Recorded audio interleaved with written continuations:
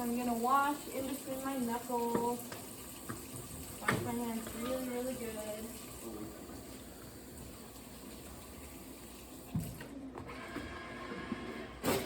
And we're recording this class period so that I can put it online for our online students. So the Hugly microphone picks up on any sound in the classroom, so please be quiet. Yeah. Got you. So do the kids online, do they have to make it too? Yes, they do. So they can either buy their own ingredients or we will provide them for them. But we have had a few students come in and pick up ingredients. We've had a few make them at home. So to start off our class period, well, we've already started. Welcome to class. I'm going to start up my burner. This one takes a little bit longer to heat than your kitchens, so that's why I'm going to start off with that. So we'll go ahead and turn this on, and just like our recipe says, we need medium heat. Okay, so we'll just let that go for a minute, and then I'm going to put on gloves, and right after that, like I said before, your recipe does not say to wash and cut your vegetables, so that's what we're going to do very first. So I have cut up your vegetables for you in these bags, but I haven't washed them. So you'll come over to your sink and wash them.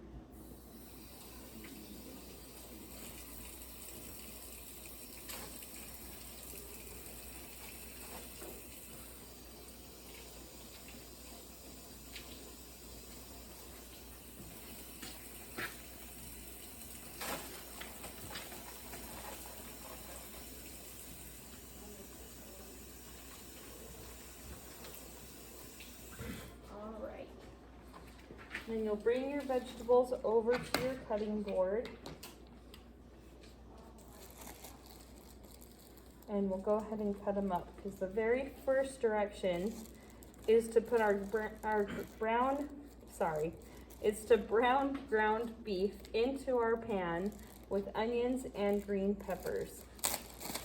So in order to do that, we need to take our onion and our green pepper and cut those up.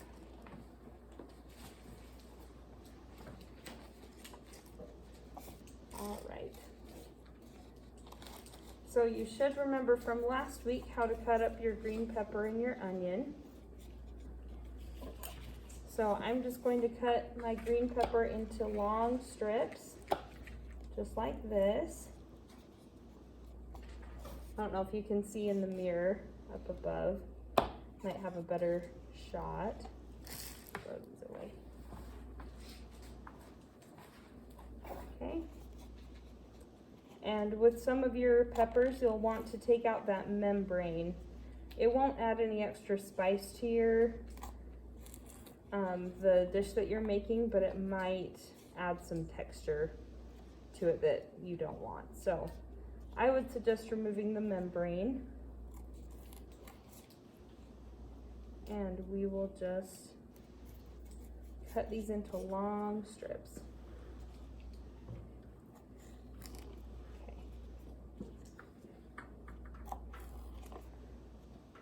Make sure that your fingers are out of the way of that blade. I don't know if you can see, but you don't want them in the line of fire. So next we're going to take our chef's knife and cut these into a 1/4 inch little cubes. So how many of you know what a 1/4 inch looks like? Not quite. So you take 1 inch and then you take half of that and half of that. So if you need a ruler, that's what it would look like. For our technique tomorrow, we are just focusing on making sure our meat is cooked all the way through. So it's okay if your knife skills aren't as precise as they were last week when we were making our salsa. So we'll go ahead and just chop this up. Make sure that your fingers are out of the way.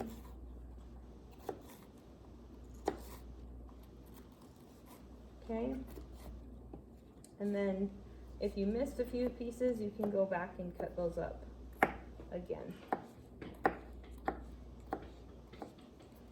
All right, and then we'll cut up our onion. And it'll have this outer shell that we'll just peel off and throw away.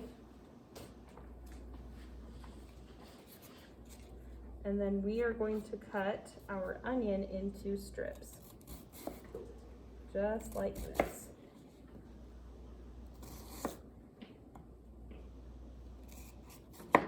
Okay, so then you'll put your onion on your cutting board and you're going to cut small strips. So how you do that is you'll line up all of your pieces and you'll just cut straight down one way, then you'll rotate and cut straight the other way. Does that make sense? Okay. And you'll just repeat that for all of your onion.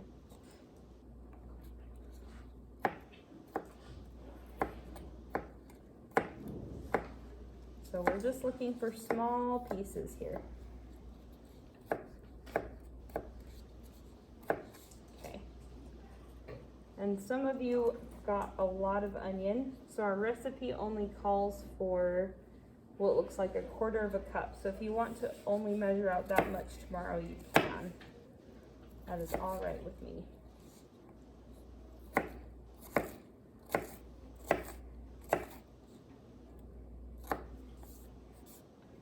How many of you have lunch after this class? Oh, nice. And you have advisory, so you'll have plenty of time to eat. That's awesome. All right, so I'm going to remove my gloves because I'm dealing with heat. And I just realized I did that prematurely because I have to move my vegetables from one place to another. So I'm actually going to put on some new gloves while I do that.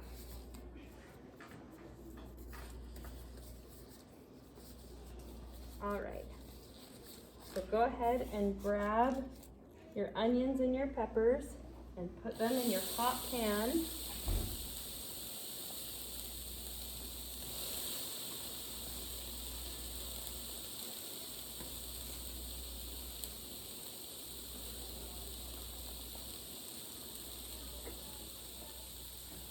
Okay, and just throw them all in there.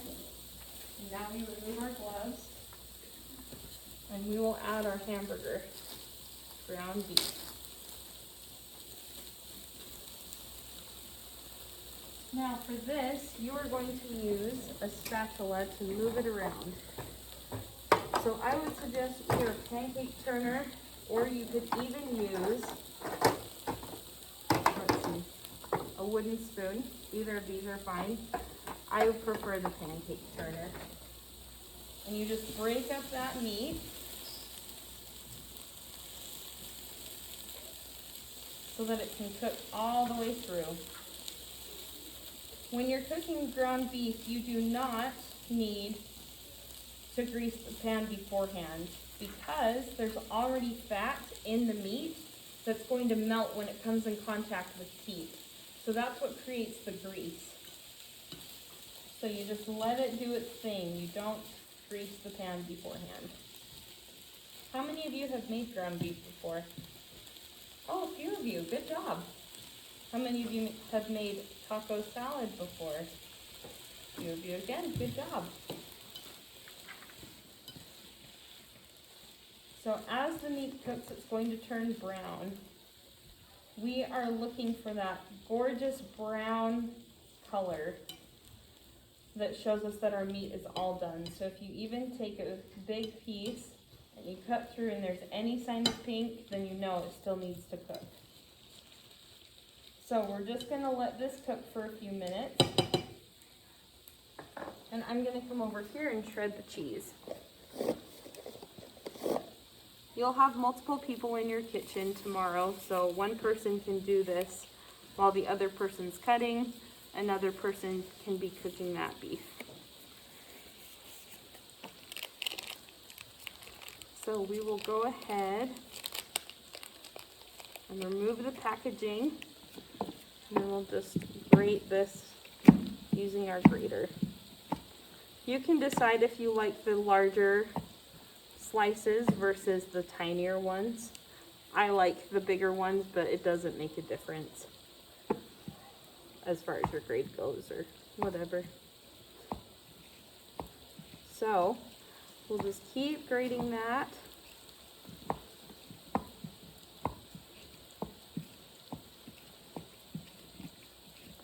Oh, and I forgot to mention, I forgot this step, but we're going to also wash off our black beans. Does anyone know why? What was that? Because of the juice. Good job. Another reason is because sometimes there's dirt, especially on dried beans. Sometimes you can get dirt packaged into it, so you want to wash that off before you cook. Another reason is because it helps you, it makes the beans easier to digest. So we'll take our colander, this is what it looks like in your kitchens, and our beans, and I'm going to go over to the sink and pour this in and wash them off.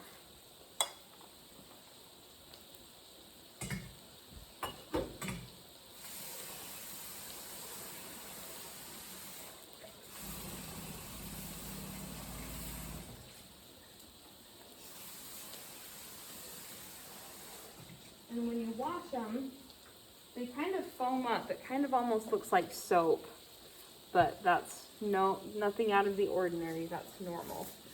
So we'll go ahead and come back over to our beef. If we look at the bottom of this, it's cooking really nicely.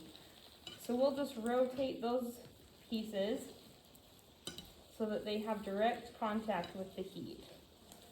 So again, we're looking to get rid of all of the pink. And you could take a meat thermometer and measure it, or not measure it, but take the temperature, and it would be 155 degrees when it's all done. For the sake of this class, we're just going by color.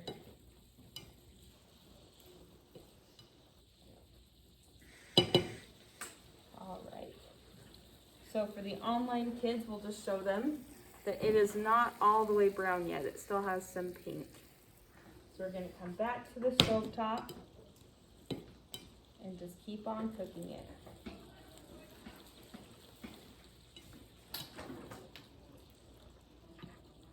All right.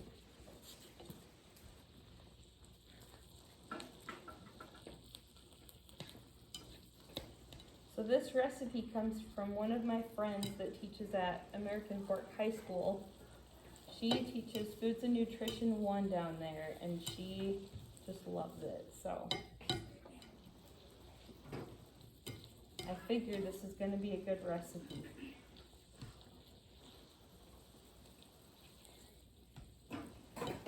So can you see that grease in the bottom of the pan? So it's that really shiny part at the bottom there. So we're just going to give this a couple of minutes to cook, and then I'll show you what we do with that grease. So tomorrow, I'm going to give you all an empty glass bowl. This is for you to drain your grease in, because when you put grease down your sink, it solidifies and it can cause a lot of problems in your pipes. So never, ever, ever put grease down your sink. Always put it in a separate container, let it come to room temperature, and then throw it in the garbage. So for tomorrow, you'll drain your grease in here, bring it up to the table, and I'll take care of the rest. You don't need to worry about anything past that point. But if you were at home, again, you would let it come to room temperature and then pour it. If you were to pour it immediately from the pan to the garbage, it would melt your garbage bags because it's so hot. So it's important for it to come to room temperature. Are there any questions so far? You guys good?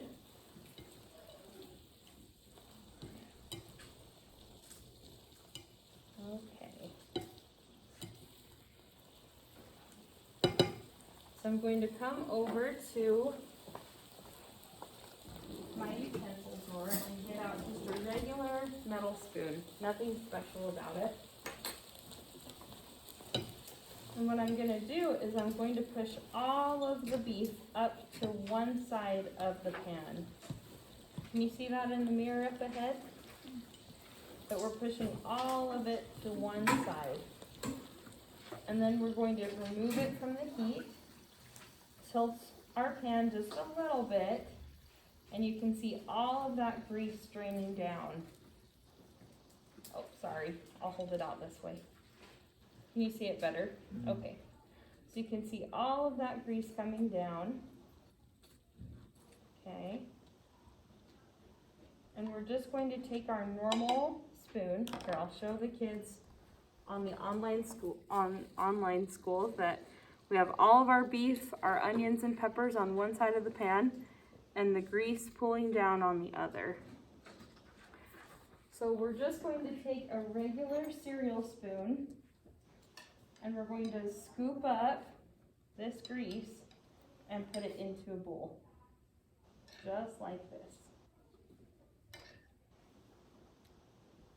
So as this sits, it's going to harden back into a more solid mass.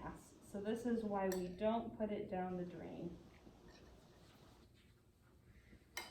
So tomorrow I want to see all kitchens bring me up a bowl that looks just like this. Okay? So now on our recipe it says that we need to add salsa, chili powder, kidney beans, and olives. We just have black beans, so that's the only difference. So we'll go ahead and put it back on the heat, and we'll add our salsa, chili powder, olives, and black beans. Where did I enter in the colander? Thank you.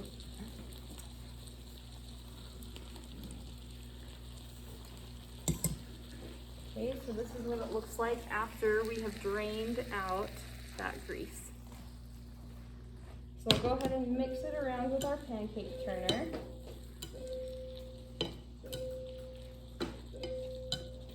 And we are going to just let it simmer on low heat. So I'm going to turn our stove down to low. And just let it simmer for just a second. And to show the online kids, here is what that bowl of grease looks like. So you can use any kind of container. It doesn't have to be this exact bowl.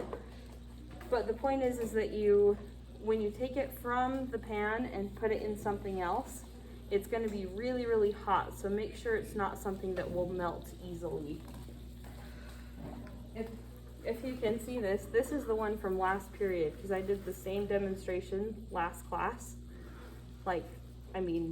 What was it, 15 minutes ago, and this is what it looks like. So this is the difference. So you can see how that would be detrimental if this were down your drain. So just kind of a cool comparison from last period versus right now.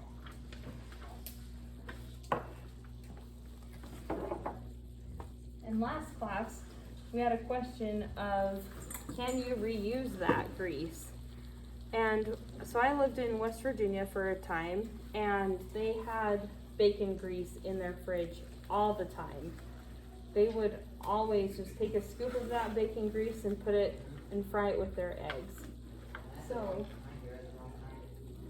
give me just a second.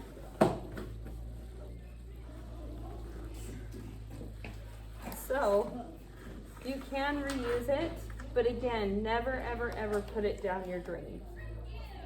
So while this is on low heat, I'm going to cut up our lettuce and our tomatoes and get out the regular plate.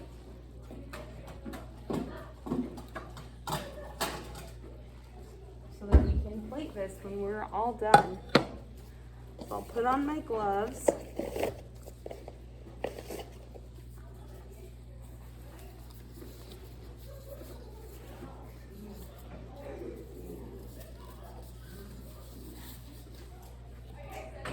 I'll go ahead and chop up my lettuce. So I am just looking at this head of lettuce. I'm going to cut, I'll move this so it's out of your line of sight. So I'll cut this about 4 times this way, and then I'll rotate it and cut it once or twice this way, just to make sure we have some nice, even leaves.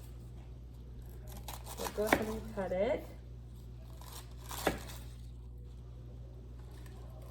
And then I'll rotate it.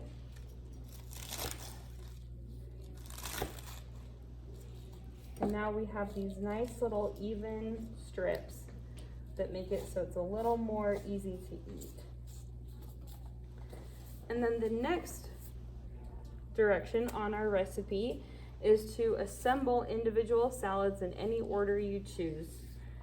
So tomorrow, if you choose that you don't like these items, I would still like you to at least try them. So even if it's just on a little portion of your plate, that's okay. Just give it one try and that's okay. So I'll go ahead and cut up my tomato. Remember, you do lose points if you don't try it.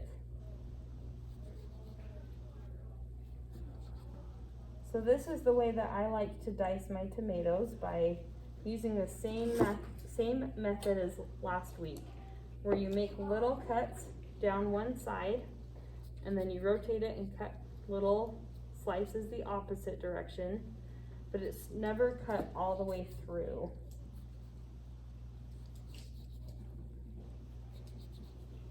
I like it because it gives me some little uniform dices instead of big hunks of tomato to work with. And if you miss any of your tomato slices, you can just go back and cut them individually.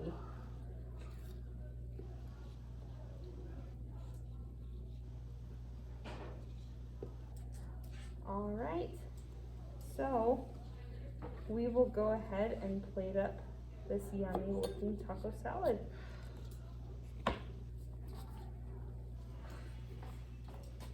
So I'll remove my gloves, and because they had tomato on them, and get more gloves. We're just in glove heaven in this classroom. We just can't get enough of them.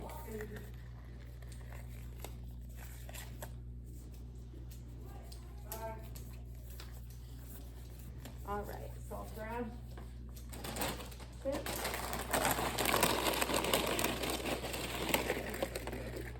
And go ahead and plate them.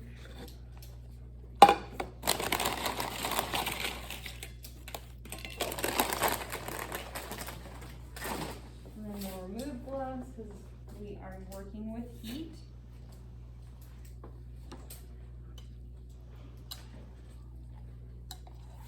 And just go ahead and put as much as you want onto your taco salad.